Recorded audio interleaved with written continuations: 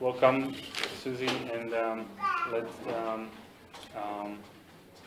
thank you for sharing so much time of your family life with us, and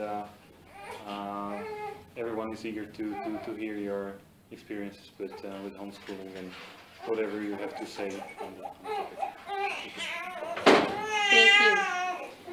Don't worry about baby's noises. I have 8 children, and I love children. We're all here because we love children, so no child noise ever bothers me. Thank you for inviting me. Thank you for loving your children enough to be interested in this question. That's why we're all here, because we love children and we want what's best for them.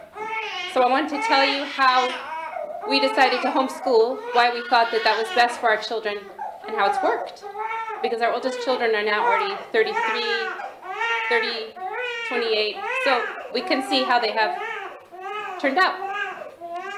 I think it would be good to begin by praying a Hail Mary to our Mother in Heaven, who's the mother of our children, that she'll help us to know what's best for our children. Maybe, can you read a Hail Mary?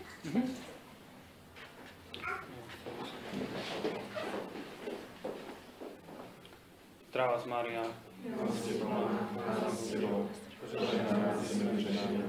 a požehnaný plod života tvojho Ježiš. Svätá Mária, Matka Božia, pros za nás hriešných, teraz i v hodinu smrti našej. Thank you. So I want to speak to you first about my story, how I heard about homeschooling, why we decided to begin, why we decided to go on, then why I loved it, then how it worked, what has happened to our children now, especially the older ones, since that's certainly interesting. Then I would like to tell you about what the church has to say about our duty to educate our children, and why you should concern yourself with it, and maybe even try to change the laws so that you can do it. But first, I think you need to have a picture of what it would look like, since probably most of you went to school, send your children to school, and have a hard time imagining what it would look like not to send your children to school. I first heard about homeschooling because my parents had friends who were in Africa. He was the ambassador to Ghana, and so they bought a program from Calvert School, which has supplied homeschooling for almost 150 years to Americans who were abroad. And every year they would get a box for each child with the books and pencils, paper, crayons, and a syllabus that would say what needed to be studied in each subject.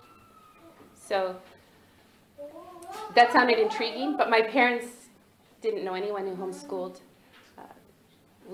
My sister and I went to school, kindergarten through 12th grade, and I never liked school. I was sick very often to stay home with my mother, and she gave me wonderful books to read. She read out loud to my sister, and I had a wonderful home education when I was home. At night, she read out loud literature to us. She made my sister and me memorize poetry. We had a big bulletin board like that, and she put great works of art there, prints of great works of art.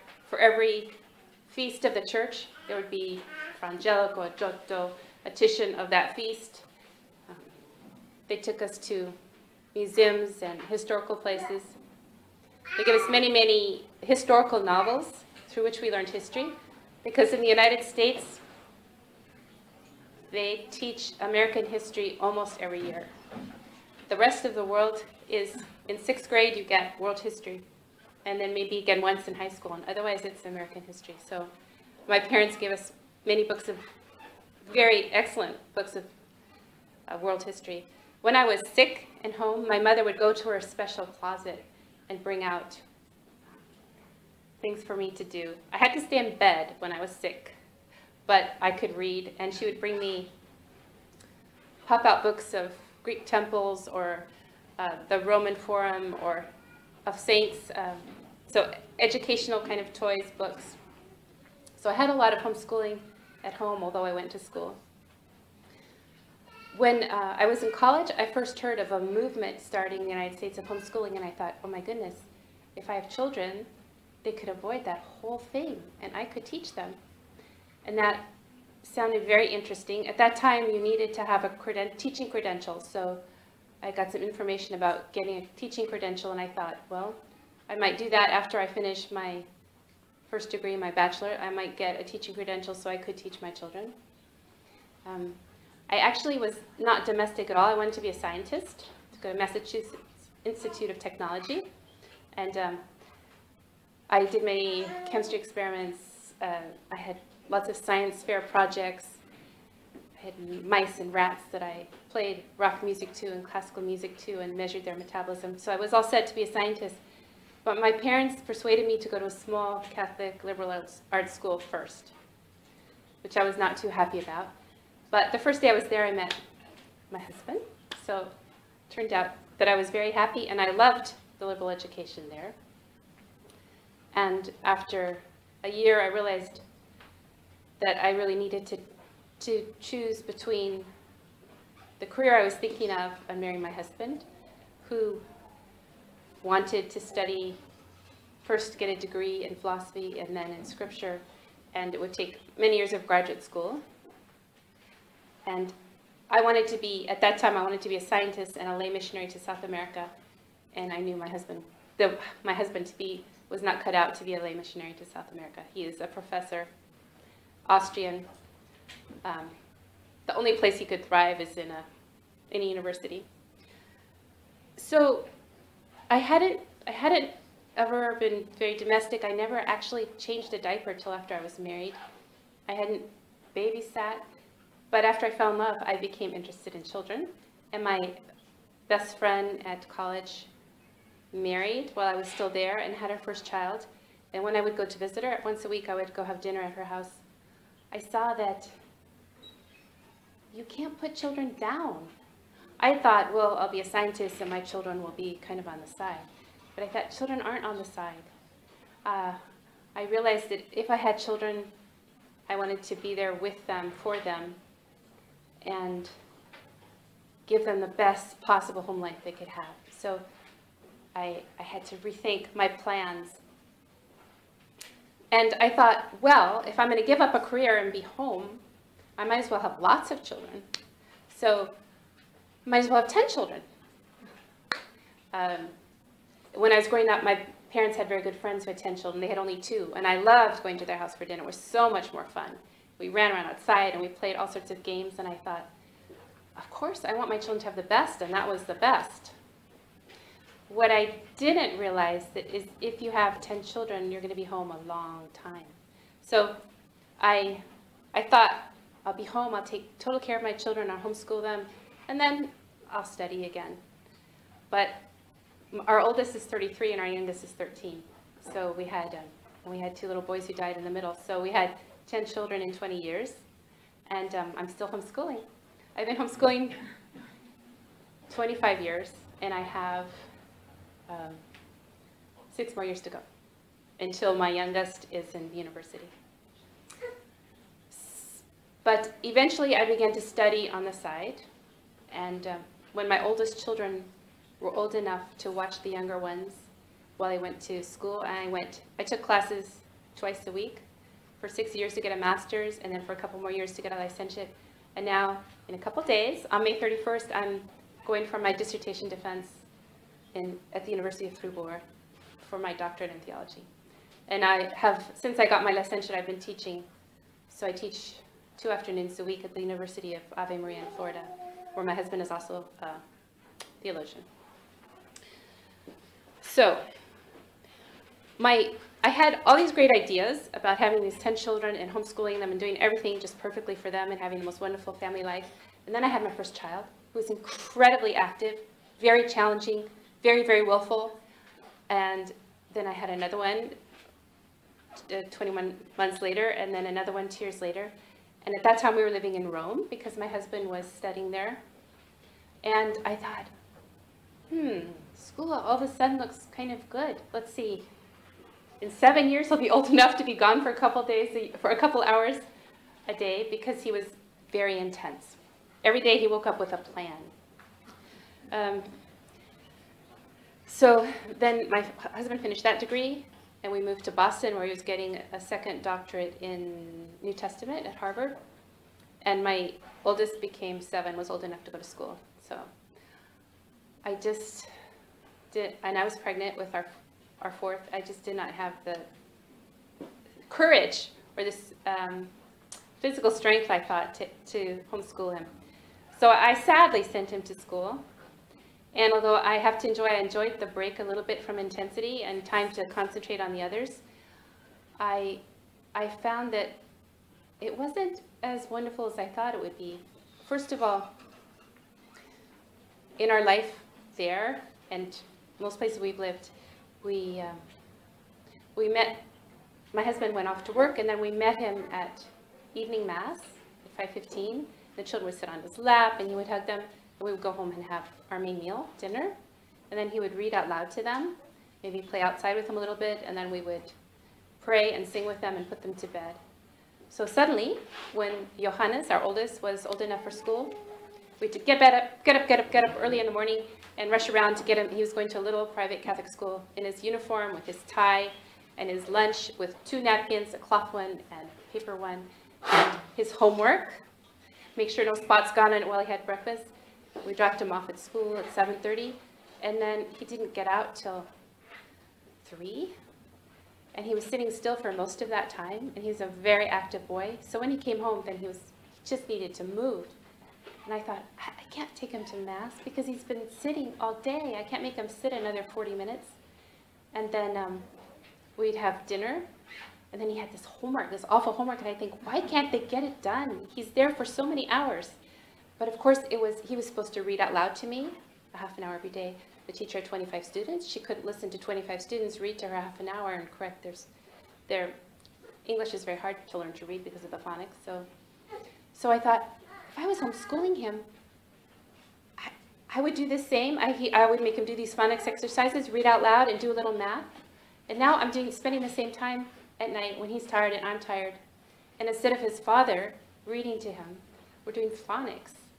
And so that precious time, they're going to mass together, they're reading out loud together, was all shrunk. And then we had to quickly say a short prayer, put him to bed so he'd be able to get up early in the morning and go to school. And suddenly our whole family life seemed like it was revolving around school. And we thought, what's really important to us? What do we really want for the children? Isn't it that we want to pass on our faith and our culture? Don't we want to spend time with them? So we were not happy. But I was pregnant. I didn't feel like doing anything about it at the time. And then some friends came to visit us. And they were a little older, had children a little bit older, and they said they had taken their oldest child out of school, and they were so happy. They were homeschooling, and they said immediately, we were better friends with our children. The children were better friends with each other, and we had more time to spend with them doing what we loved. And she gave me a book to read called For the Children's Sake, and I read it cover to cover. I underlined it, and I thought, this is so beautiful. This is what I want for my children. It talked about reading great literature, playing beautiful music to them, having a very short amount of time of intense phonics, mathematics, academic skills, and then having time for beautiful things. Being out in nature a good deal, reading Shakespeare at a very young age. So I read it, I loved it, I thought this is what I want. Next year we're going to try it. So with fear and trembling the next year I tried it, and it went much better than I thought. It wasn't perfectly easy. My oldest was always very challenging. But the funny thing was, he wouldn't let his brother or sister get away with anything. He would say, do what your mother says. So he would give me a hard time, but if they didn't want to do something, he would force them. And then my next one was old enough to teach, and she was thrilled. She couldn't wait, partly to have all that time with me. So I started teaching her in the summer when I wasn't teaching the other one, and she loved that time alone with me every day. It was a special, special mother-daughter time. And then she was very academic, so she was very easy to teach. As the next one got older, I was then able to read history to them together, we do science projects together, take nature hikes. We had nature notebooks where we drew what we saw. Poetry I could read with them together. So many things I did with those three together. And then we had a little gap. We lost 2 little boys. And then we had another 3 children that were very close together. So again, I was able to read many things with them together. Then we had another gap, and then we had 2. So I've kind of had 3 little sets.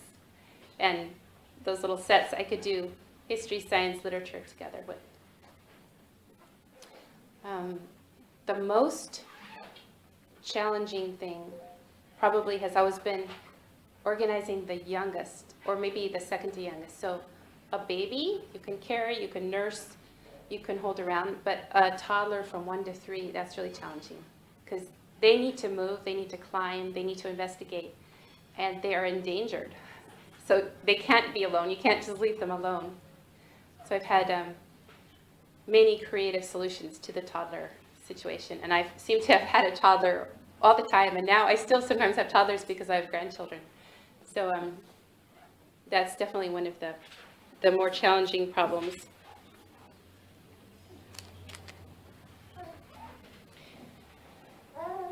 We lived in Boston for 4 years, and then we moved to South Bend. My husband taught at Notre Dame for 8 years, with 1 year in Germany, and we had 2 more children there. So by the time we left South Bend, we had 6 children, and for a while I was homeschooling 5, which is a lot to homeschool.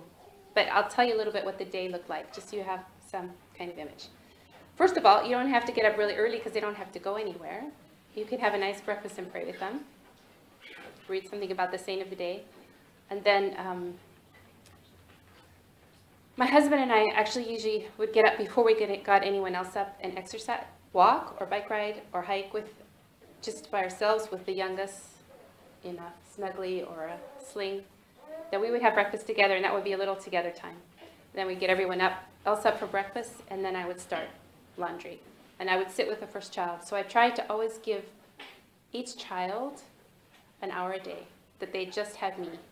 So I would do what was their least favorite subject, what was hardest with them alone. And I had a schedule for each child where I wrote down what they were supposed to do. So this says what to do in each subject on Monday, what to do on Tuesday. I would have something like this for the children. And my friend who was the first of my friends to get married, who had the baby that made me realize that I couldn't be a scientist and have 10 children on the side. She got interested in homeschooling too, and she started a school for homeschooling called Mother of Divine Grace. In fact, she goes around the world giving talks. And she has now made, which weren't available then for me, syllabi for every grade, first through 12, kindergarten through 12, where she has suggestions of books to use and what to do in them every day. So you don't need to follow it exactly. You can follow it only for some subjects, but it's very helpful. So for instance, it will, arithmetic's fine, lesson 1, but in history, she and I together collected many historical novels. So in 6th grade, my children have all done Egyptian history and read Mara, daughter of the Nile, The Golden Goblet, many historical novels. And the next year, Greek and Romans, again with many historical novels. The next year, Middle Ages. And this is one of the many, many catalogs of homeschooling books in the United States. So many families do homeschooling now, many more than 1 million, that there are many companies that provide products. This one has the books for my friend Laura Berquist's school. So you can buy a syllabus, and then you can order all the books that are on the syllabus here, many of which are historical novels, which you can also get from the library or otherwise. So it will give a grade, and then the books that Laura suggests, and then extra fun things to do on the side. So I start with one child, and one of the older children would usually be watching the toddler, the ever-present toddler, and I would be maybe holding and nursing the very youngest. And then after working with that child, I would tell them what to do on their own, And in fact, they begin to work very well on their own because they know if they get their work done, they can play or read. So they don't have to wait around for anyone. I had one child who'd get up very early, 6:30, get all her work done by 10. Even in high school often. She's now a medical school student. Very smart, but she just figured out that she could have more fun if she got the work done fast, and then the rest of the day was hers to play the flute, to read, to sew. So I work with one, tell them what else they have to do, then I'd go move the laundry, maybe start soup, and then I would work with the next one for an hour. And this one might work with a toddler while I work with this one. The same thing, after I work with this person, tell them what they still needed to do, and then move laundry, do something in the kitchen that needed to be done, move to the next one. So I've had 1, 2, 3, 4, 5 is the most I ever had, because then some got older, went to the university. So I never had more than 5, really, even with 8 children. So we were able to get it all done in the morning. At 1 o'clock, my husband came home for lunch, and we always had our main meal in the evening, so I didn't have to cook in the morning. But we would have leftovers from the night before, or just hot rolls and bread and cheese and ham. So I thought the hot rolls at least make it feel hot, make it feel more like a hot meal. And then from 2 to 5, my children could play with friends.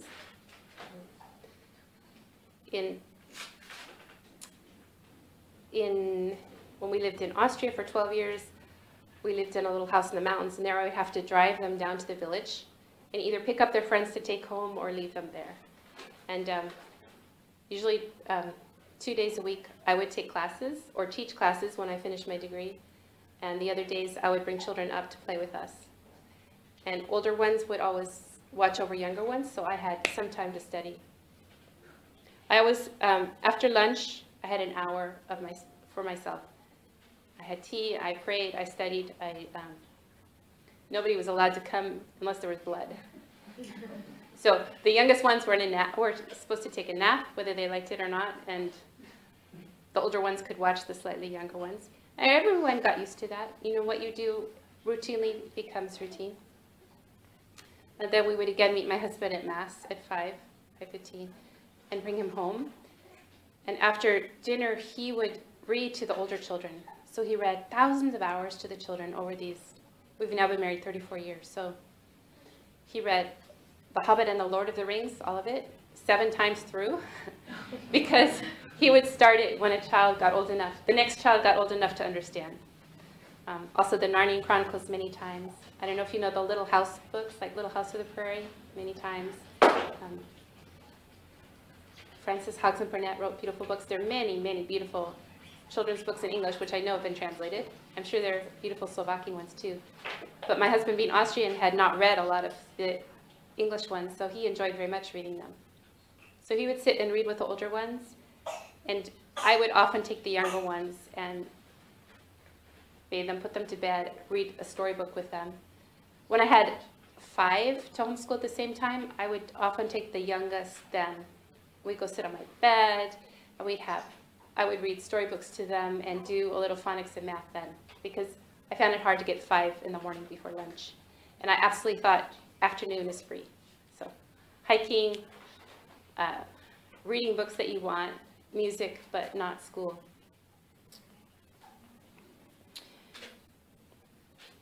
My husband loves music very much, so we would also play music for the children sometimes, instead of read to them and say, listen, here comes the first movement. Now here's the second movement. Look, here's the development of the first movement. So he would teach them to hear, and most of them love music very, very much now and know a great deal about it. We thought one of our children would become a musician, though he's becoming an architect instead. Another child is becoming a singer, though. We also had art prints up. I did many of the things that my parents did for us. So I had, whenever we went to museum, we'd get art postcards, and I bought art postcards that I would put up one for a few weeks, and then another one, and then another one. I would just talk a little bit about it and then leave it up for them to see, and they would get to know many works of art. Then when we go to a great museum, like the National Gallery in London or Kunsthistorische Museum, they'd be so excited to, it would be like a treasure hunt to find the paintings that they had gotten to know. Poetry, many things it's very efficient, homeschooling, because you're working with one child alone, and you only have to teach them what they need to know. So they don't have to hear what the whole class needs. But you can start right where they left off the day before. If they didn't understand something, you can go over it again. If they understood everything, you can go ahead. So my Laura Brookquist, she has for first grade 1 hour. 1 hour in the morning with math, phonics, writing, reading, and then one day a little music, one day a little art postcard. 2 lines of a poem. If you learn 2 lines of a poem a week, you know many, many poems by the end of 12 years. So my children have memorized huge amounts of poetry, including Tennyson, Shakespeare, but just 2 lines a week, or maybe 4 lines when they're older. So it's very efficient, and if you love things, then spending that time with the children, they become interested and love it too. So if you love what you're teaching them, they will love it, usually. Some of my children have not loved math, unfortunately.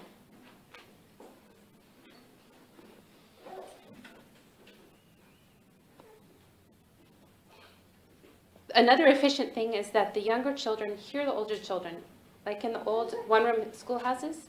So when we would drive down the mountain to meet my husband at Mass, I would have the children each do their poetry. So when the younger children got the same poems, even my youngest child, she would learn all these poems in a week because she'd been hearing them for years. Also Latin vocabulary, I would have them go over their Latin vocabulary in the car. So if you hear it, even if you're not thinking about it and you don't especially want to hear it, by the time you get to that Latin, it's so easy to learn. Many things, even though my last child is my least academic, she had an easy time with many things because she had been hearing her older brothers and sisters doing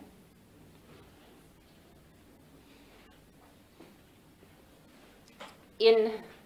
For my Hannah, my youngest, for her 6th grade, she's very interested in ancient Egypt. So she invited 2 other friends who are also homeschooling to do ancient Egypt with them. And over the summer, I didn't say she needed to do this, but she said, what can we do? I gave her something called history buckets for ancient Egypt. And they spent weeks doing crafts on ancient Egypt. And the whole summer, they read novels in ancient Egypt. And I said when they had finished the pile of novels, that they could have an Egyptian day. So they made costumes and jewelry, and they looked up recipes from ancient Egypt, and they made stuffed quail and honey cakes and stuffed dates. And my son, an older son, was home. It was a lot of fun. He dressed up as a slave, and they organized our terrace outside to be an ancient Egyptian terrace with a low table and cushions around it, and they all had lotus blossoms on their hairs. And they cooked this food, and they learned hieroglyphics. They made hieroglyphic name tags, and one of my sons made an ancient Egyptian game board for them, so the whole family, of course, could enjoy it. And the one son dressed as a slave, and he washed their hands with a silver ewer, and he helped them cook. So I really didn't have to do very much. They had a wonderful time. They learned a great deal of ancient Egypt. And when my daughter went to the Kunsthistorische Museum, she was so excited to see all the Egyptian things. And we did something similar with the Middle Ages. So we made bread plates, and they had long medieval costumes. So on the whole, my children really love to learn. They've learned a great deal without much of the pain. This program, another thing I really like about it, because my friend did it who homeschools 6 herself, Friday is almost free.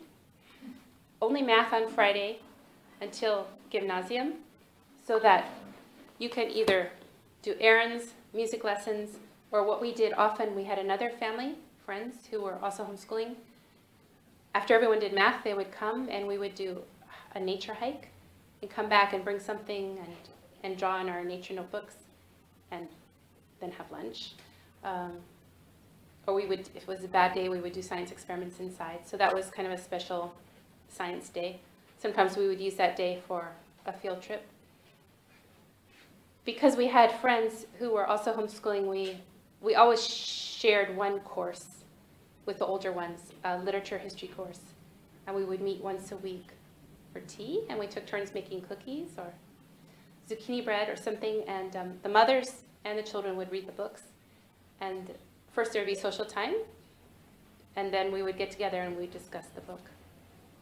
So the mothers would be responsible for writing down seminar questions and leading the discussion.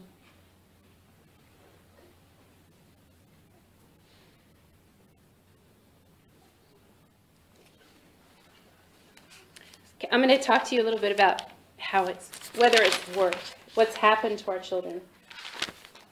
It's probably possible to tell already. So we have 8 children. The oldest is 33. The youngest is 13. I would say all of them are beautiful, sweet, good. They're all practicing Catholics. They not only go to Mass on Sunday, but more often if they can. My oldest is 33. Mine, who is always very active. He's a businessman in London, starting several companies, but also a consultant for a company. Good, that pays while he's starting other companies that don't pay yet. He's married to a girl from the Czech Republic. They have a little girl. And so a week after he graduated from college, he had a job. Well, he could have started the next day, but he gave himself a week vacation. So he had a job in a startup in California. And then when because we were in Europe, he asked if we couldn't find him a job in Europe. And I said, well, how can we find him a job? We're theologians. And he said, theologians have contacts. Think, contacts. So you must know bishops. Bishops are businessmen. Donors. You must have donors to your theological institute. Talk to the donors. So I went to Mass and I said, oh, dear God, Johannes wants a job. And he's very intense when he wants something. Johannes wants a job in Europe. Please, God, tell me what I should do. I came out and there was one of the donors. So I spoke to him. He asked how the children were, and I said my son wanted a job in Europe. And we talked a little bit, and he said, oh, well, I have a son, Johannes, too, and he's the head of JP Morgan in Prague. Maybe he could give him an internship or something. So my son moved to Europe. The next one, Maria, after she went to college, went to Thunderbird International Business School, and she had possibilities for very good marketing jobs, but she preferred to be married and stay home with her children. So she is married to a doctor and has 3 children so far, 5, 3, and 1. And she's already started homeschooling her oldest. My Czech daughter-in-law thought homeschooling was very strange. But now in London, schools are starting at 4 and they're 7 hours long. All of a sudden, she's very interested in homeschooling. She cannot bear the thought of sending her little girl to school for 7 hours a day when she's 4. The next one is 28, and he, after college, entered a monastery outside of Vienna. So he's a monk and now an ordained priest, and he's getting a doctorate in theology, in moral theology like me. He will have a chair of moral theology and a theologische Hochschule in Austria when he's done. The next one is 24, and he is studying architecture in Bari, Italy, because they have a classical architecture program. So he went to Italy for 3 years over the summer to learn Italian.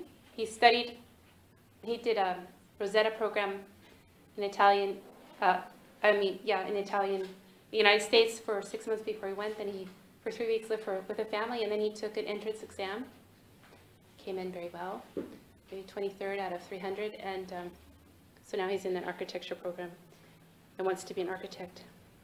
The next, Monica, 21, finished college last year. She was valedictorian, so she was the top of her class, and is now just finished Friday her first year of medical school. She wants to be a pediatrician. The next one is 19, and she is studying voice in the university. Has a very beautiful voice. but actually she likes fashion more. So she may be a fashion consultant when she finishes college. But she has a very beautiful voice. So she'll probably always be part of a choir anyway. Andreas, 15, and Hannah, 13, are my only two left to homeschool. So it's pretty sad. My husband and I and our two children look like a perfect American family. But actually, it's only the tip. I want to say this is only the tip of the iceberg, really. He started out loving ancient history. He read every book we could find on battles of the Greeks and the Romans. And then he got really interested in Latin. And this year he took Greek and German at the university, even though he's only 15, while he did the rest homeschooling at home. And now he's very interested in linguistics and languages. So he found a graduate student who had piles of books on language and linguistics, and he's been reading them. So I think he will be a university professor someday, and I'm not quite sure what, maybe linguistics, maybe ancient history. He also wants to write novels, historical novels. He's a beautiful writer. And poet. He reads epic poetry, and he has started writing an epic poet about King David. Really beautiful and amazing. Hannah, 13, is completely non-academic. She loves horses. She rides 4 times a week, and she works at a stable, which pays for the riding, which is good. She loves plants. She has, we have a very small garden area and porch, which she has filled with hundreds of plants, especially orchids. She loves orchids. She's interested in history, though. She loved the Egypt, and she loved the Middle Ages, which we did this year. But what she says she really wants to do is go to equestrian school and learn how to run a stable or do something with horses. So we'll see. She's only 13, so that could change. But in any case, they haven't turned out to be social misfits, or none of them are digging ditches because they can't do anything else. They're very different. They're very social. We've always had them play with other children in the afternoon. We've never had a TV, very few movies. So they've read lots of books, and they've spent time with people. And they've become beautiful people that are my best friends, who I love with all my heart. My daughter now calls me very often. Her husband works a great deal because he's a doctor, so she'll call me and say, "I'm so lonely, he's working all night. Everyone's in bed," and she tells me all the nice things that happen with her children, which is very sweet. It's amazing to be friends with your older children. It's beautiful.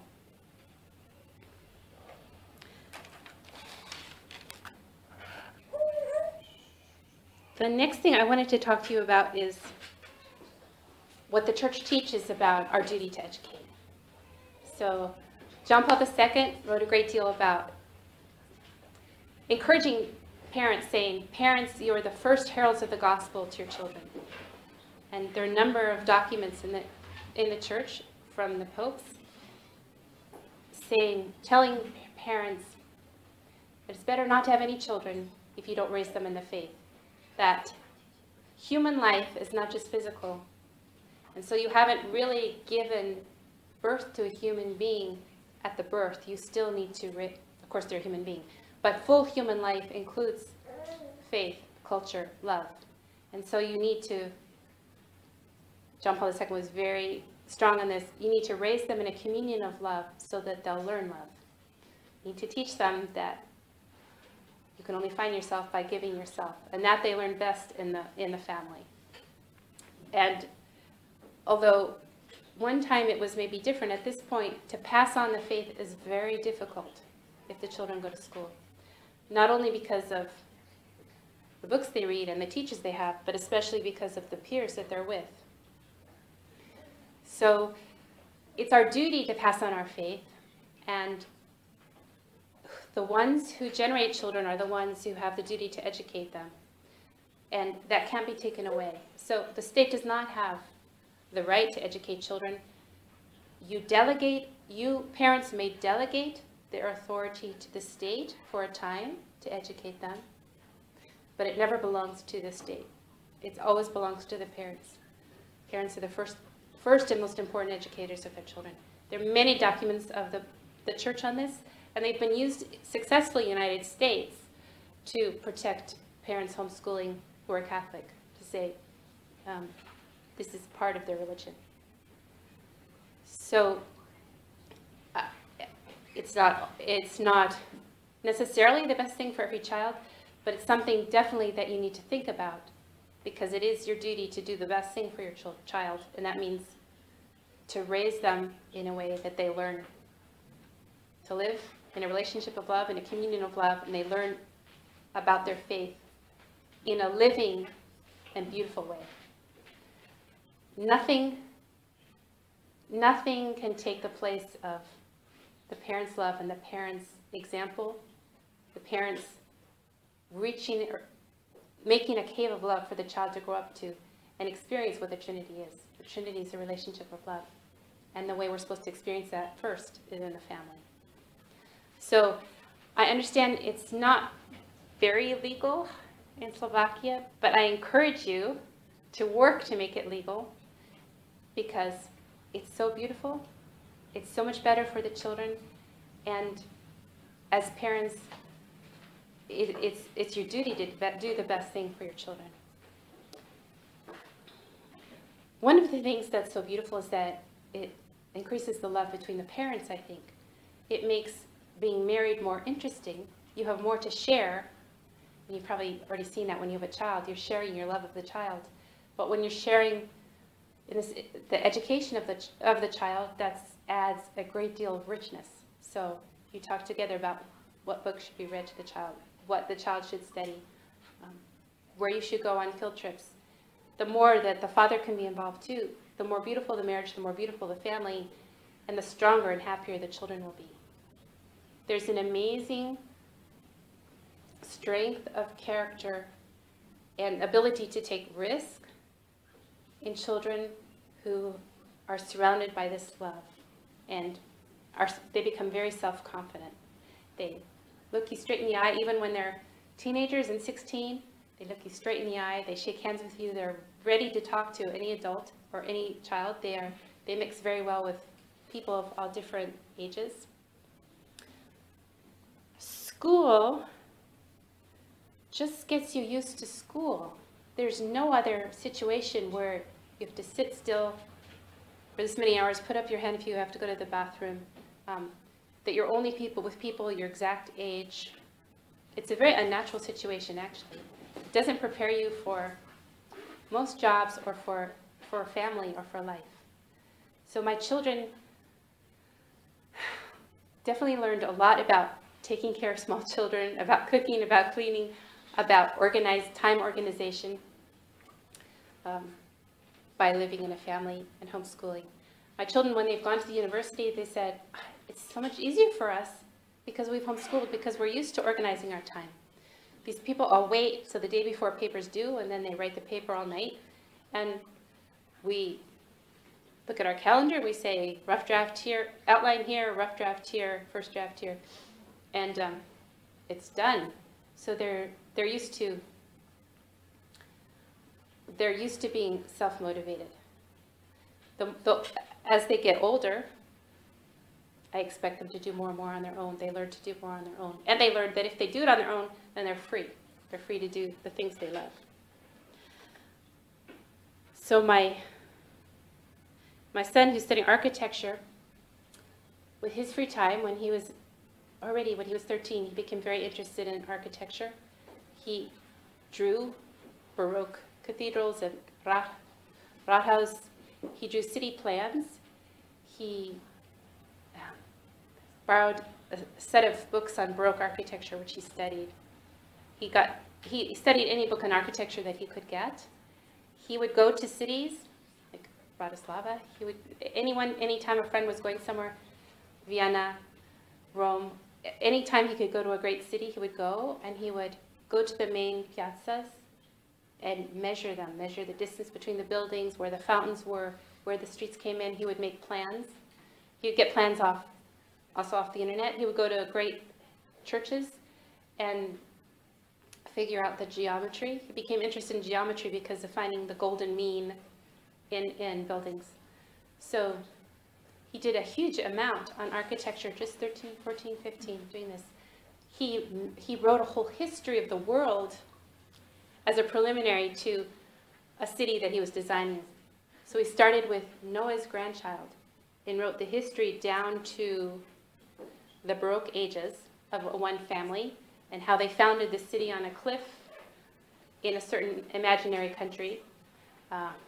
He wrote down the fish and the lakes, the whole geography of this country, this imaginary country, the plants, the soldiers, the armor, and then he spent years designing the capital city of this imaginary country, and the cathedral and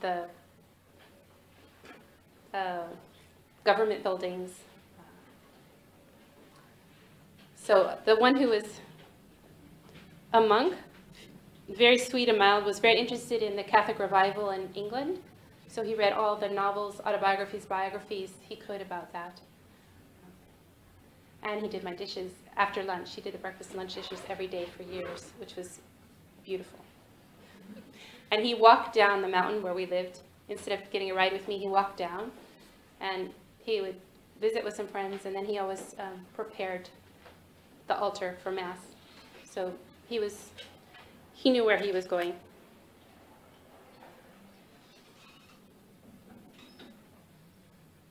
Every child has amazing, secret, mysterious things inside them. And when you're homeschooling, you discover them, and you can let them grow. You can give them opportunities, amazing opportunities to do what they want to do. So if they're in school all day, then they have homework, and they have maybe a few lessons. Like if they have music lessons, they have to practice, or sports. There's hardly time for them to discover what's inside, the talents that are inside. Whereas with a lot of time, they discover these things. So at first, I think if you change from school to homeschool, children might be bored. But if they're used to it, if you leave them alone and expose them to many beautiful things, they'll discover their interests and follow them. It's a very exciting adventure.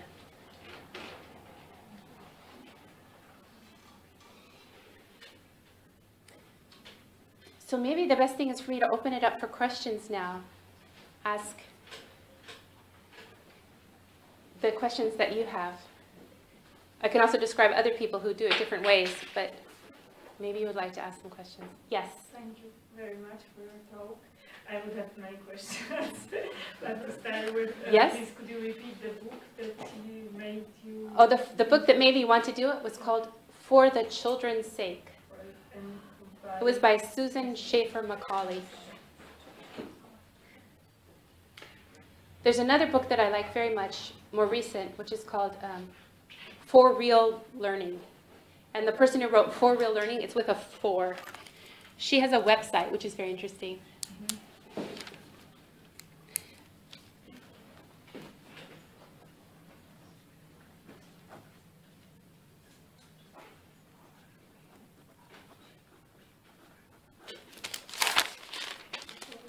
For Real Learning. She wrote a book, and she also has a website. Maybe I can share those bits maybe afterwards. But you said you had many questions. Yes, but, well, You can have one more. we will have very questions with my brother. Okay. Then I have two very practical questions. Yes. About internet and some PlayStations and I don't know things I don't even know about at this time. How did you get these things? Well, As you said, I'm so old that there wasn't even a problem to begin with. And then we lived on a mountain, so we never had a TV. Before we got married, we said never any TV. And for many years, we had no possibility for movies. But we allowed them to watch a movie once in a while to friends, but they had to call us and tell us. They only played at our friends' houses. They had to call and ask us if they could. With the internet now, I think it's a huge problem. We have a family computer which is in my office, which is a pain in the neck, but so I'm watching it, and it goes on at a certain time and it goes off at a certain time. So you can't, not only can't internet, you can't get anything before when I should be up or after I should be in bed. And then each child has their own site with a certain amount of time for the internet. And then it dies on them.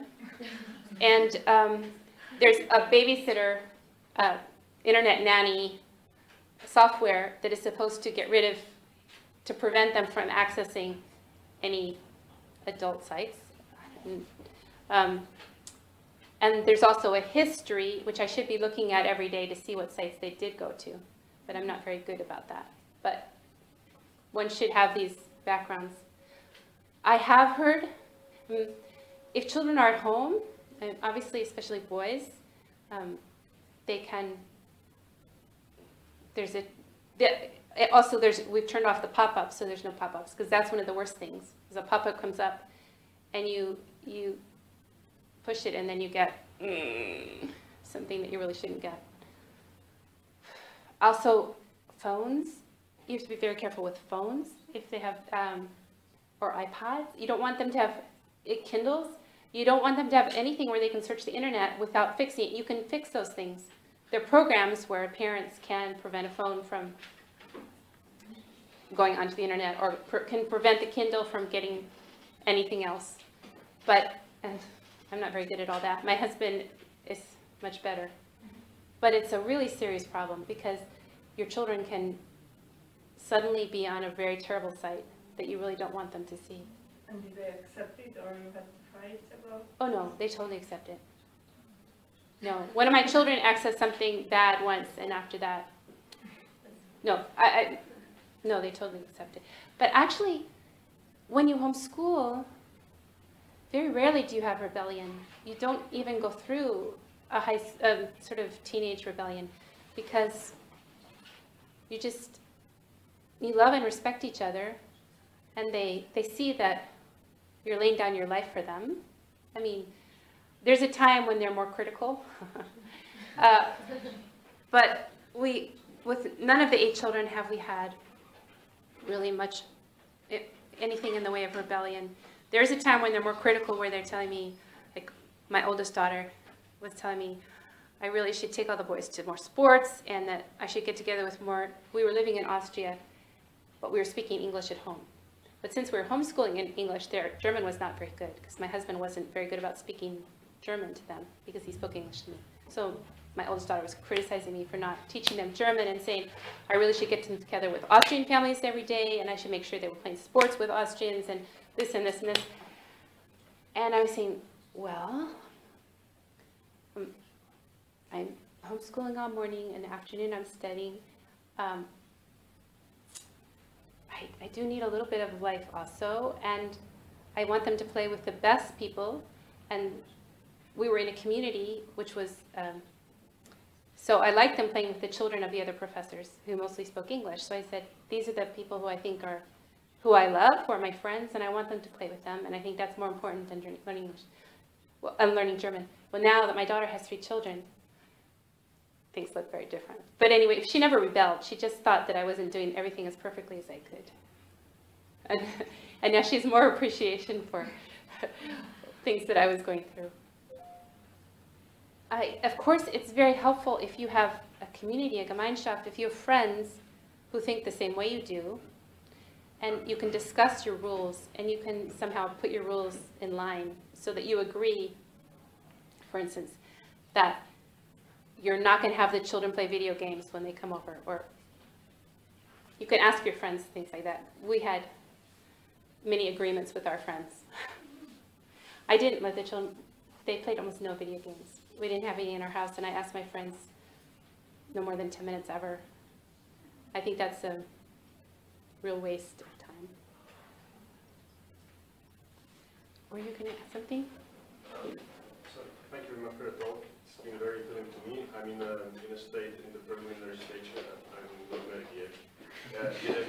Good to think about it now. Yeah, that will be very interesting. I have 2 questions. One is concerning the capacity, or the, I would call the capacity of the parent to to sufficiently educate the children. It seems to me that you and your husband have a good deal of like systematic and intellectual habits and background.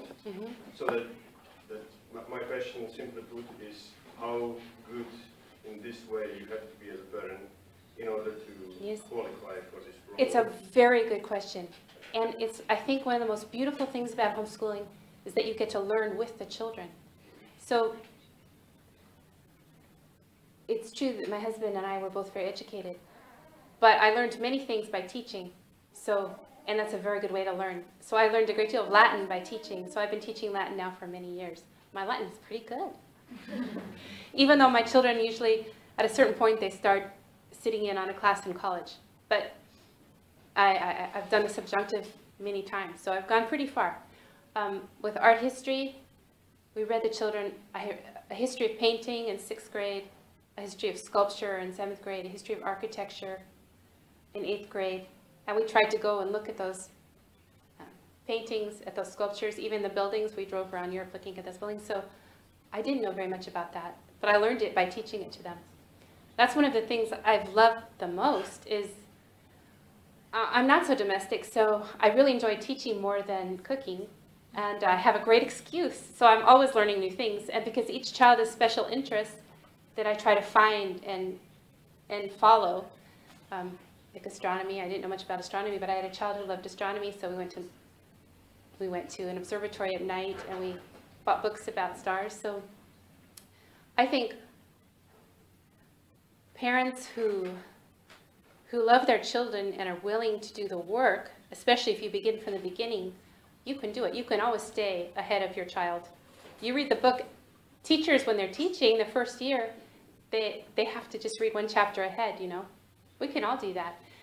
In gymnasium then, in high school, I have sometimes hired someone to be a tutor.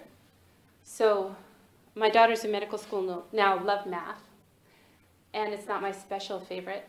So I hired a university student to come once a week. And he was wonderful, and he loved it, and she loved it. Another homeschooling family sent their son, so the two of them did it together. And he invented great word problems about pizzas, and it was beginning calculus, but he made it so exciting and fun for them. So that was great. And German, because my German isn't so great, we had a German tutor. So we've had some tutors for certain subjects. And a student, either higher high school students or university students, are often happy to earn a little money doing it, or just to be invited to be part of the family in doing it, so to have a meal or whatever to do it. So that is a way, but I think parents should be more self-confident, that they can learn with the children and it will enrich their life. And the child will enjoy the fact that the parent's learning too. In a way, it makes it less daunting if the parent has to learn it too. So I think there may be subjects where it would be helpful to get a tutor, but there are many things that you really can do. But it is easier if you start from the beginning. So if you were never good at math, and you took your child out when they were in gymnasium, that could be very painful. But if you've been doing the math every year, then you move along with them. And it doesn't take so much time. You know, if you, we have great books in the United States that are many of them are designed for homeschooling families. So they're math books that actually explain thing and give an example. So you read that with them and do the examples, then have them do one and make sure they understand it, and then they can do the rest by themselves. So in 20 minutes or half an hour, you teach them and you learn it at the same time, and then they go on. One other thing is, if you have more than one family doing it, you can help each other a little bit. So this year, I taught Latin to 2 of my daughter's friends and her, to the 3 of them. And one of her friend's mother did science experiments with them. So that was nice. I would have enjoyed doing the science projects, but I was finishing my dissertation, so I was happy. They did electricity experiments. I was happy enough not to have to do that. So that's also a possibility. Thank you. And I have a second question, which concerns the financial situation of the family, or more precisely, like how important it is to have like a big house in order to homeschool several kids, or how important or what role of like different people serving in your house. What was the role of like housemates helping you with it, or like can you homeschool if you don't have money? Yes. What can be called as sufficient amount of money? Thank you. That's certainly an important consideration. I have homeschooled in a very small area, and even in a big house now, I usually do it right on the dining room table because there's lots of light, there's a beautiful view, and I like it there. Which means then I have to put away all the books when we eat, but I still like being right there. So if you have a table to eat on, you have a table that you can do homeschooling in, and I have baskets that go under the sofa with the homeschooling books in it. So you don't need a lot of space. Of course, the more children you have, it's nice to have more space, but it's not absolutely necessary. Having 8 children, and my husband was the founding president of a theological institute, so I had a lot of entertaining, and then I was studying myself, and still having my 2 last babies. I really don't think I could have done it all without household help. So for a while, for 2 years, I had an au pair, a nanny who lived in, who did housework rather than taking care of children. I want to take care of my own children, but they did housework for me. And in fact, the first, who was absolutely the dearest person, married one of the professors, and we're going to go stay with them in a few weeks. So that was a very happy ending. Otherwise, and for a while I had someone who came in actually every day and did a little housework and laundry. But for most of the time, I only had someone who came once a week and cleaned. And that's not absolutely necessary, but I did have very many children, and I'm not very domestic, so I was very grateful to have enough money for that. And I was extremely grateful that my husband encouraged me to stay home with the children. So now I'm teaching, but only Tuesday and Thursday afternoon, and they're very kind to let me say exactly when I want to teach my classes. So when I prepare, I'm sitting in my office next to the family computer. So I'm home most of the time, and I even have office hours at our house, which is very close to the university. It can be certainly a sacrifice not to have a second income. But we've looked into it, and friends have looked into it, and you know, if you only need one car, and you don't need special clothes for working, and you're home so you can spend time, so you don't have to go to a restaurant or pick up food, carry out food, but you prepare everything yourself at home, you do save money only having one person work. I mean, it can balance out more than you might think. I see also just, well, I guess it's different everywhere, but in the United States, there's a lot of papers to fill out for health insurance, and for taxes, you can save a lot more money or less money, depending how much paperwork you're willing to do. So having someone who's there on top of things actually can save a lot of money, not only losing money for not working. It's good to teach your children how to do things, and my children are all much more domestic than me. Even my boys can cook really well, and they know how to take care of children much better than I did when I got married. So it's been a learning process for me, and I think all of my children will be better managers than I was. I was very blessed that we could afford help.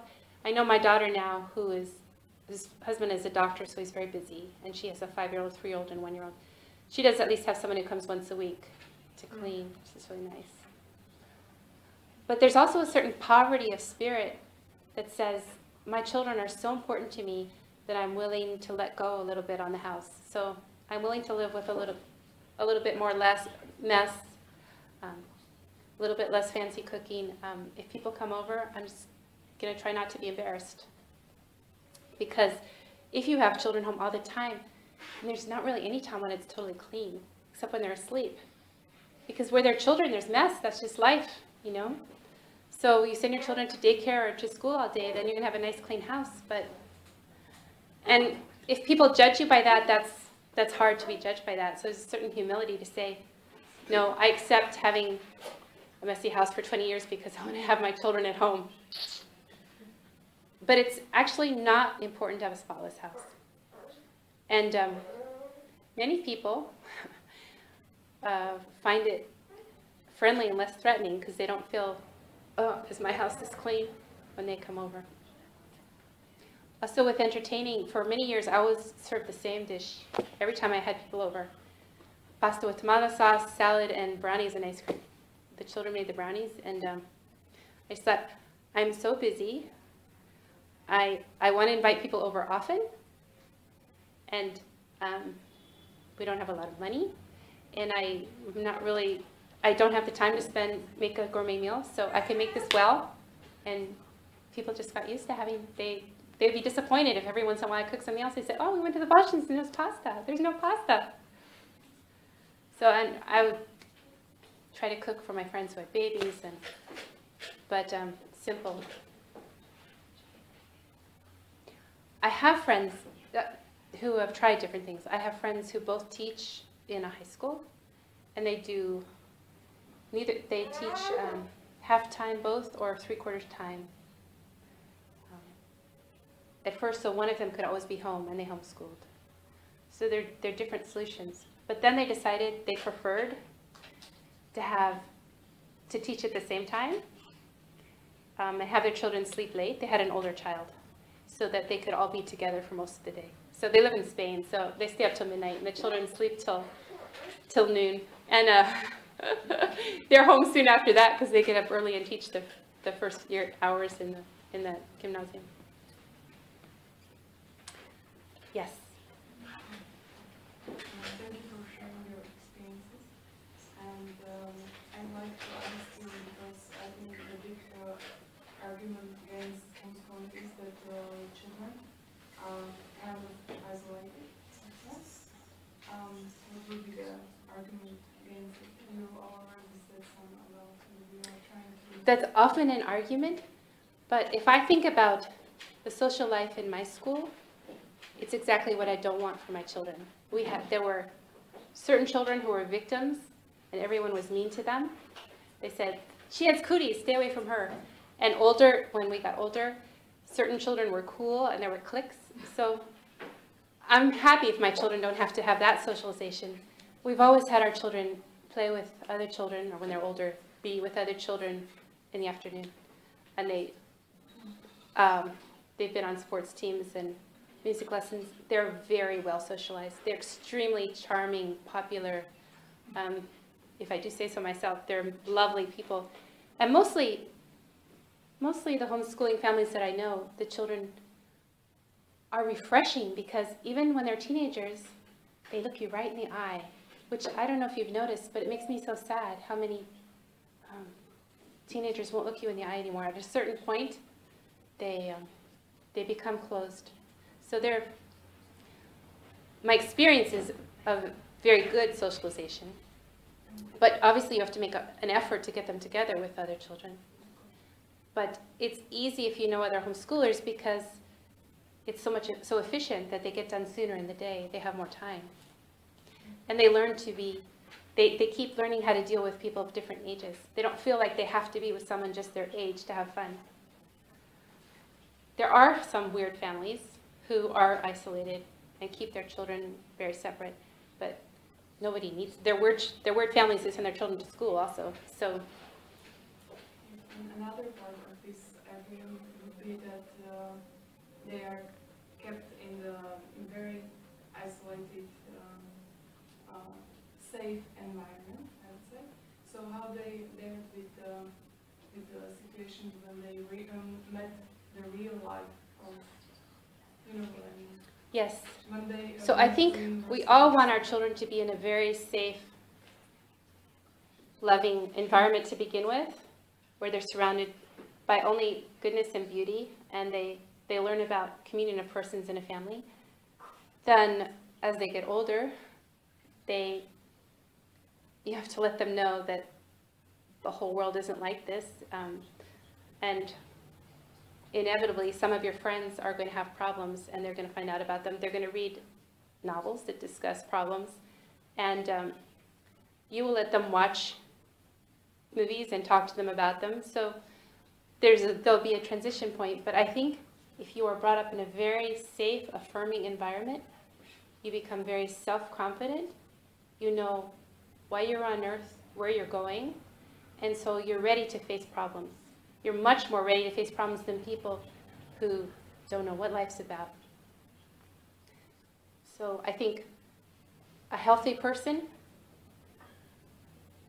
who's been affirmed and in some way isolated in a very unusually loving, healthy environment will be much more able to face problems later.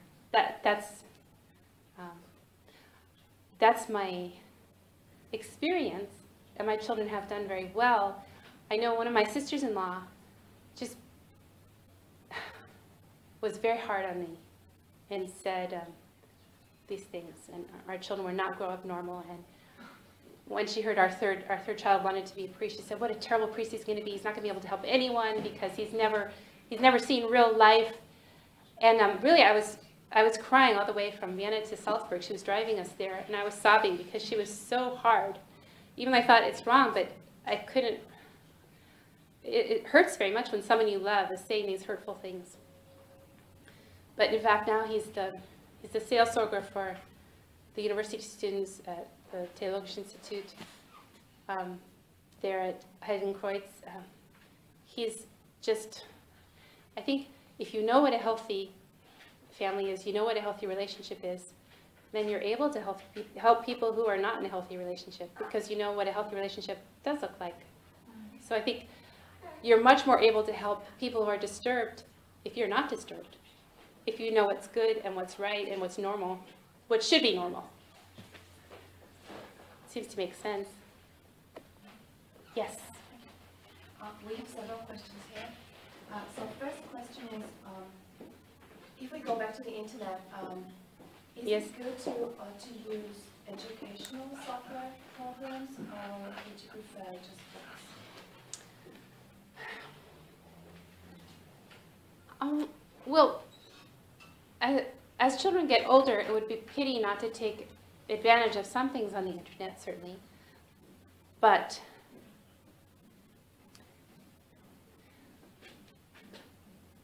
the internet is more, as TV movies, they are more invasive, more fast, loud, changeable.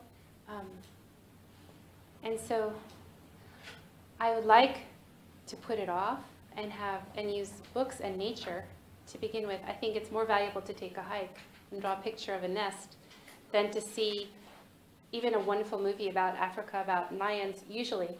And once in a while, something like that. But on the whole, it's better to have contact with real life and to be read to or read. So you receive the information in a different way. And if you're bombarded with images, the more you're bombarded with images, the less you see. It seems like you, if there's just a little, you learn to really notice and take it in and contemplate it in a way. So certainly my children, when my son writes a paper on hurricanes, he'll look at a hurricane on the internet. And that's exciting, but I would rather that he spends more time with books than internet.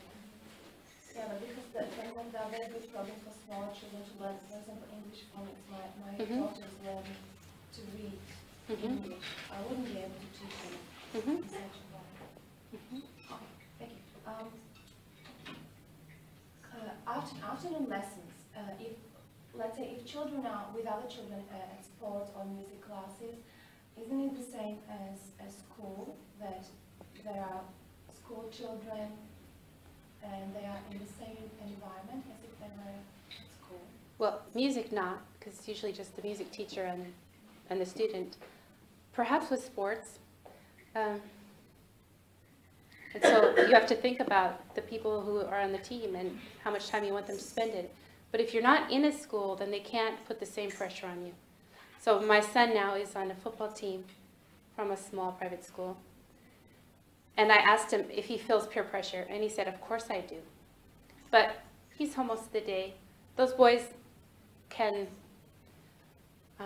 and mostly he's very well liked, but if those boys tease him for something, he can shrug it off because he's not with them all day. So what they think of him just isn't such a big deal. And if he has two who are friends with him, he can stay with those who two are friends. And if some of them want to be mean to him, or some of them are passing around pornography or something, he can just avoid them. So, of course, you want to look at any group that they're with. And it's very nice if your children can play mostly with children of friends who think the same way you do. But it's less pressure to conform. Can I have a last question? Latin. You taught your children Latin, and what is the main reason why you taught Latin to them? I think it's excellent for the mind because it's inflected. I'm sorry, I don't know enough about your language, but it's inflected and it's very orderly. So they learn something which in English is not inflected. So, and learning it in a structured way, I like. Although many people teach Latin in a living language way, but I like them learning the paradigms, because I think it's very good for them to learn that structure. It teaches them to think better. And when they have to analyze a sentence, diagram it, and explain what part of speech and everything is, that's pretty high-level analysis for a child at that age. But it's something they can do. But also, it's the language of the church. So wherever we've lived, there have always been some masses in Latin, hymns in Latin. My husband and I are both theologians, so we deal with Latin texts all the time, St. Thomas and St. Augustine. So. But as for the linguistic part of the language, would let's say Spanish do the same thing as for conjugation and no, inclination? It's not. It has lost a lot of the inflections, so it's not as good for the mind. But learning any language, I think, is good for the mind. Yes. Hi. Thank you very much for your lecture and talk and a little bit of more of your experiences. I have actually 3 questions that you are connected. We are all living in an environment that provides and also requests feedback. So how did you do feedback to your children? Especially we did it by grading system. So did you have to use it, or how did you use it? Well, as far as the state was concerned, when we homeschooled in Austria, it was very easy, and now it's very hard. But it turned hard the year after we left. While we were there, the children just had to go to Vienna once a year and take tests. And the tests were allowed to be in English.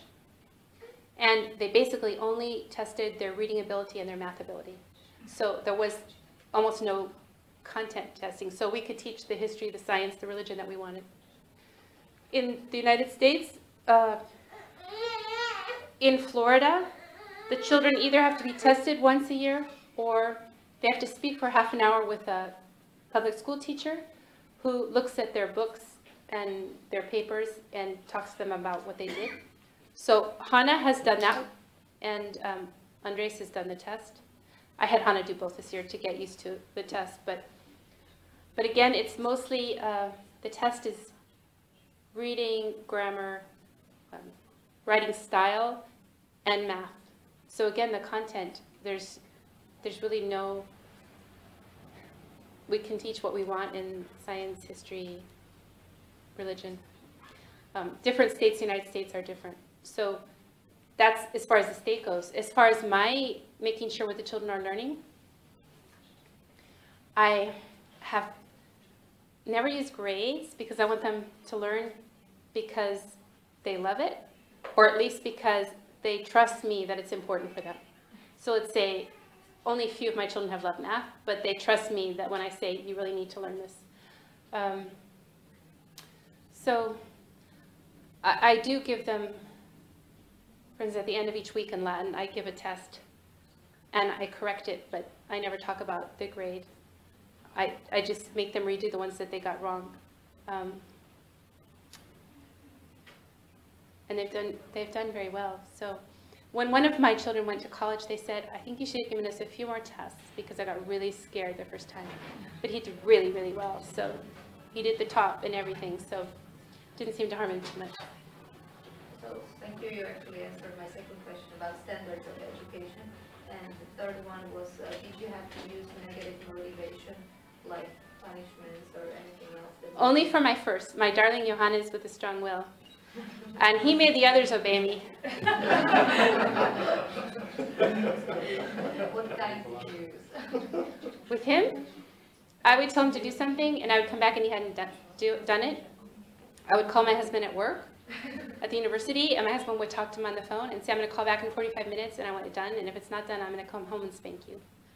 And he would call back, and if he hadn't done it, he would really come home from the university and spank him. And this is pretty old-fashioned, but it worked. And yeah, but the others never really gave me that much time. Sometimes they just don't. How old was he? Well,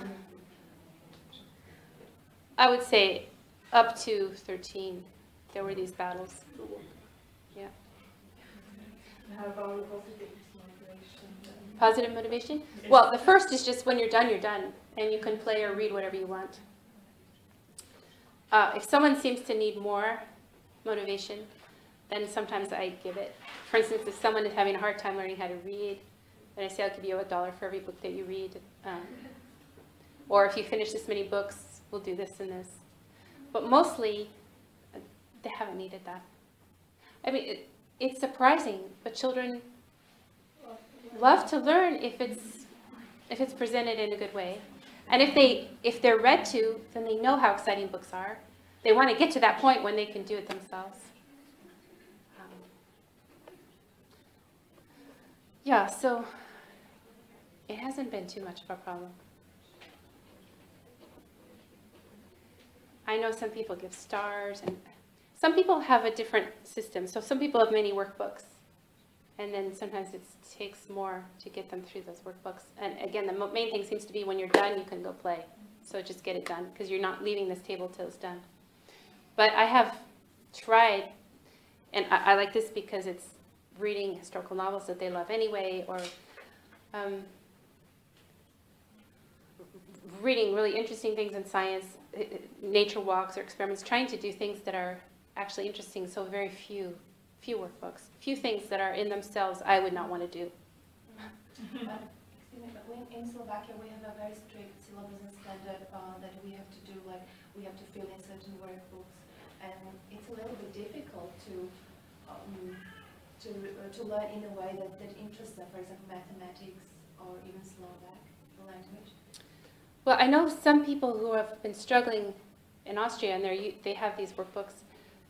And the Newtons, they came and gave a talk here. Their children, they just get through the notebooks very fast in the day, and then the rest of the day they can read, play outside, or do more interesting things. So they just say to them, sorry, this is what you have to do, just get through it. So they just get through it as fast as they can, and then they can do things they like more.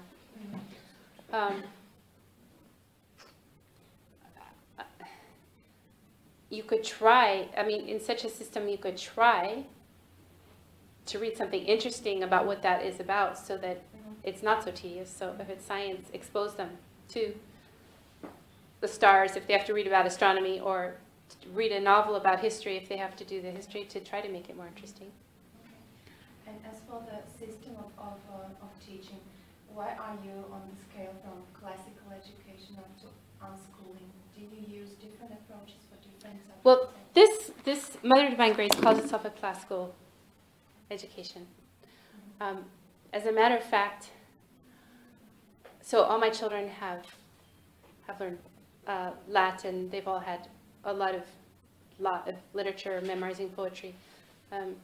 However, I give them a great deal of freedom to pursue what they want.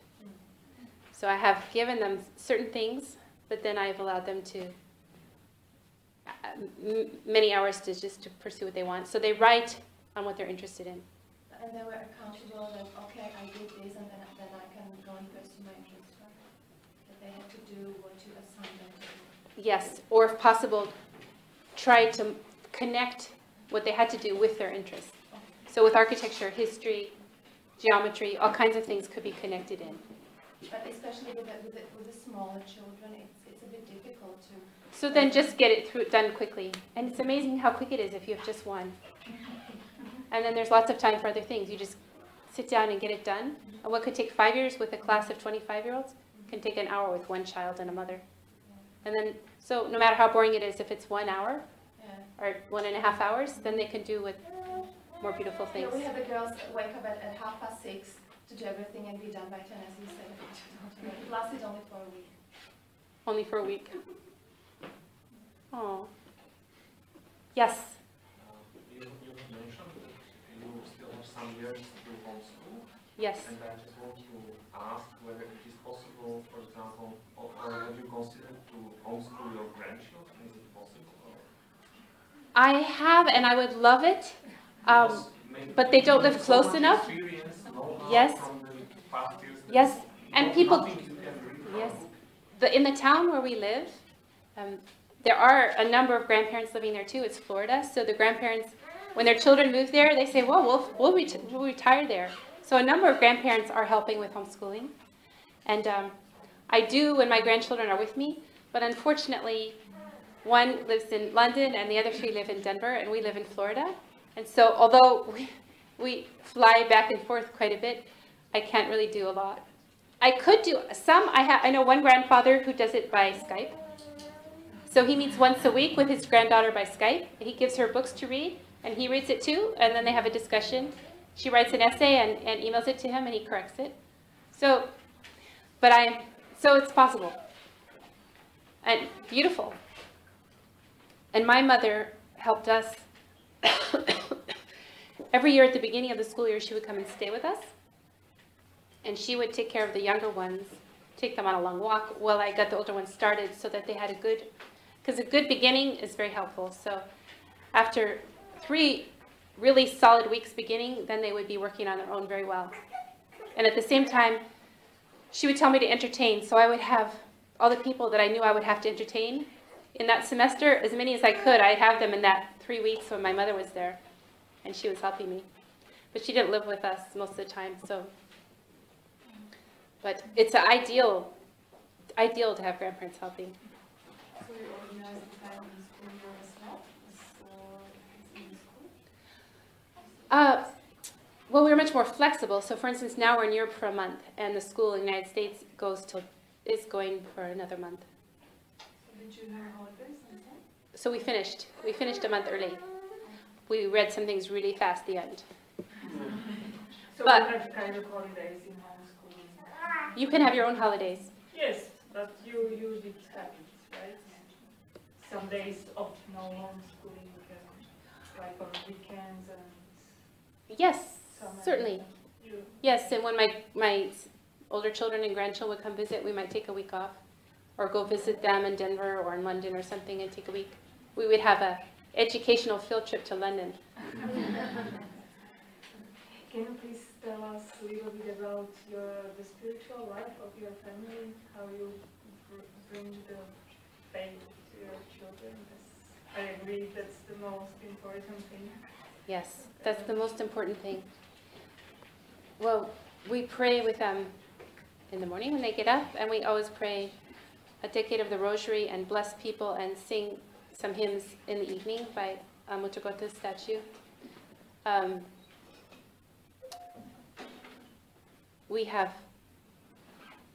We teach them religion from a very good religion series, and we read some books of the scripture out loud to them. I've always done many things for the liturgical year. So I always have a purple tablecloth for Advent and Lent, and then a white one at Easter. We have an Easter candle. We make a moss garden, and now my daughter's 13. I asked her if she still wanted to, and she said, "Of course I do." But where we have the 3 crosses, and then on Good Friday, we wrap Jesus in, who's a Playmobil figure. We wrap him in white cloth with herbs, spices, and put him in a tomb that we made out of rocks and clay. And we have Playmobil Roman soldiers on the ground. And then the first person who comes in the house after the Easter Vigil raises Jesus from the dead. So my parents had many customs, and my husband's family had customs, and so we try to do them all. And the children love them. And if I forget anything, they're not happy. And now, if possible, my older children with the grandchildren come, and so they love doing the same things. And they're doing the same things. My son will call from London and say, what was it that you cooked on Holy Thursday? Because we always have a Seder, like the Last Supper. So, and like my mother tried, I have reproductions of great paintings for the feast days up, and read stories of the saints. But I think, and we've tried to go to daily mass always and take them along until they're old enough to decide. And most of them have decided they want to try to, if they can. My son in London goes to a 20-minute businessman mass in London. Remember which age was it mandatory that they had to go along with you? Somewhere between 13 and 16, they could decide. For the boys, if they can serve, it makes it much easier for them to like going to daily mass.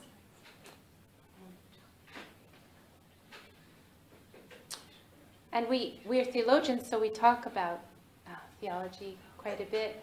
And my husband loves to give slideshows of great paintings of Christ's life, or Mary Magdalene, or Joseph. And we have always lived in a Catholic community. So they have experienced, so their friends have been children of our friends who they also see at Mass, and who do many of the same things we do because we trade ideas. So it seems very natural to them. Because the most important thing is to pray and try to love Christ oneself, and that will be attractive because it's beautiful. The first time I went to visit my first child to get married, who's my oldest daughter, not my oldest son, we were living in Austria and they were living in Phoenix. And she was graduating from business school, so I flew there to go to her graduation. And I walked into their apartment and I got tears in my eyes because there was a big Austrian cross on the wall, and they were playing beautiful music. And I just, from the whole sense of the apartment, I could feel that we passed on what we wanted to pass on, that they were living a beautiful Catholic life. So there can't be anything more beautiful than that.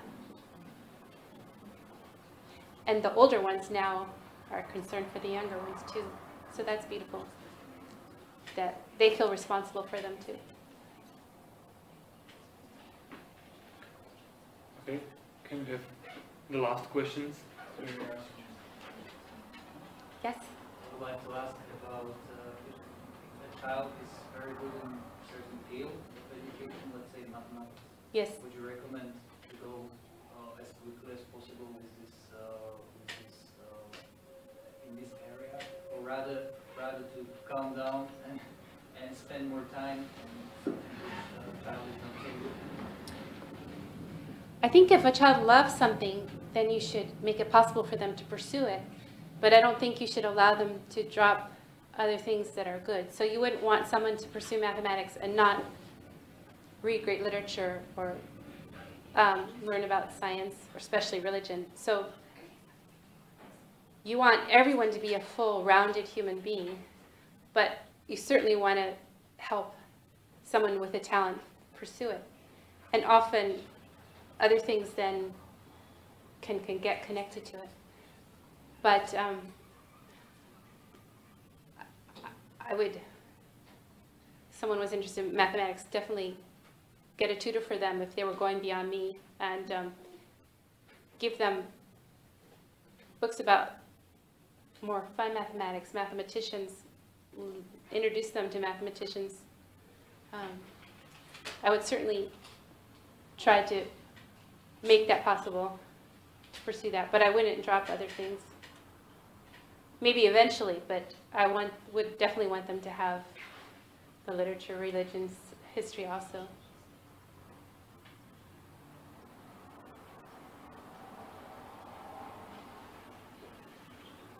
Thank you very much. Yeah, Yeah? and the last question. Yes? It's not for him. Did you have your children write papers for the subjects? Like I did, and I tried to make them write papers about what they loved. So my son who loved history, he would write papers about English history. That was what he was interested in. And my son who loved architecture wrote papers about Baroque architecture. They had to write certain papers for the history and literature class, but I did not make them write as many papers as I should have, and as much as possible I've tried to make it possible for them to write about what they loved. This school has the possibility that you sign up officially. You don't need to sign up officially. Then you can have a teacher, which of course you have to pay for. And then the child can send the papers to the teacher, and the teacher by email, and the teacher sends them back corrected. That can be good for motivation too. So just the last 2 children, I did that for high school, and they definitely wrote more papers and rewrote them because it was for someone that wasn't mama. So that was helpful. Has there been a time when teaching was difficult for you? Yes. Especially because of my dear oldest son. So there would be times when usually we'd meet my husband at 5 o'clock Mass. There'd be times when I think, I'm just not going to make it through the day without Jesus at noon, and so I would go find a noon Mass and get communion because I just thought I can't make it. You went to the children? Yes, I took the children. Which is also sometimes trying, but I always took the children with me. Mostly I've loved it, but he did push me to the limit sometimes. I'm sorry.